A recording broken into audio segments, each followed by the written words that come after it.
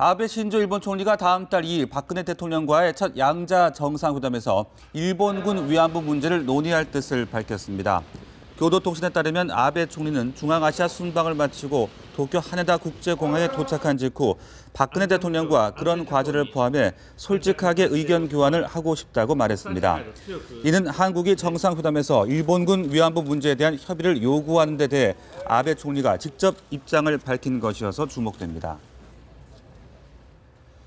한일 정상회담 외에도 한중일 3국 정상회의도 3년 반 만에 성사되면서 동북아 협력 채널이 복원됐습니다. 네, 하지만 3국의 이해가 서로 달라서 갈 길은 험난할 거라는 전망입니다. 김종혁 기자입니다.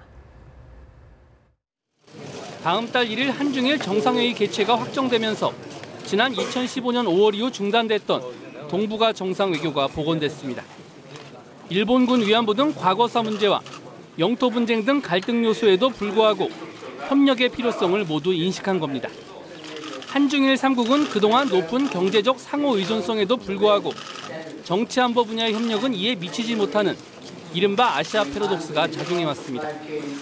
3국 정상회의는 한국의 외교 공간 확대라는 측면에서도 적지 않은 함의를 갖습니다. 미 중 간 패권 갈등으로 미국, 일본과 중국 간 대립구도가 뚜렷해지고 있는 상황에서 우리 외교의 완충 공간을 넓힐 수 있다는 분석입니다. 북핵 문제에 지렛대를 쥔 중국을 포함한 한중일 협력 관계가 구축되면 그만큼 남북 갈등 요소도 줄일 수 있습니다. 한중일 3국 회의를 계기로 한일 정상회담이 성사되면서 미국이 중시하는 한미일 공조체제에 화답하는 의미도 내포하고 있습니다. 하지만 남중국해를 둘러싼 미 중 간 갈등이 첨예화하고 있는 데다 한일, 중일 간 역사, 영토 갈등은 여전히 진행형입니다. 한일, 중일 정상회담 협의 과정에서 3국이 외교적 결례를 무릅쓰고 점입가경의 기싸움을 벌이기도 했습니다. 한중일 3국이 어렵사리 협력 복원에 나섰지만 앞으로 풀어가야 할 현실은 엄중해 결과를 낙관하기는 어렵다는 전망입니다. 연합뉴스TV 김종혁입니다. 한민구 국방부 장관이 한국형 전투기 KF-X 사업과 관련해 미국이 이전을 거부한 4가지 핵심 기술 가운데 3개는 우리 기술로 가능하다고 말했습니다. 네, KF-X 사업을 총괄 지휘하게 될 사업단도 연내 출범할 것으로 알려졌습니다. 정영빈 기자입니다. 국회 예산결산특별위원회 전체회의에 출석한 한민구 장관은 KF-X 개발을 위한 국내 기술이 90% 확보됐다고 말했습니다. 나머지 10% 기술만 미국이나 제3국을 통해 협력하겠다는 겁니다. 특히 미국이 이전을 거부한 4개 핵심 기술 중 3가지를 우리 기술로 만들 수 있다고 강조했습니다.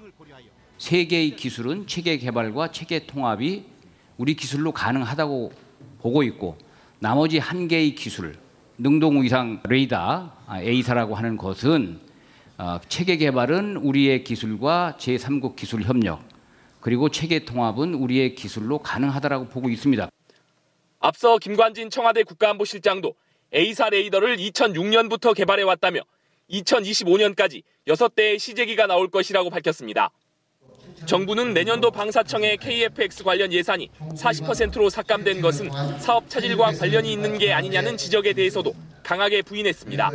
그것은 금년 예산이 집행 속도가 조금 늦어지는 점을 감안해서 적정 소요를 반영했습니다. KF-X 개발 사업을 총괄 지휘하는 한국형 항공기 개발 사업단도 연내에 출범할 것으로 알려졌습니다. 사업단은 70-80명 규모로 장명진 방사청장 직속으로 운영됩니다.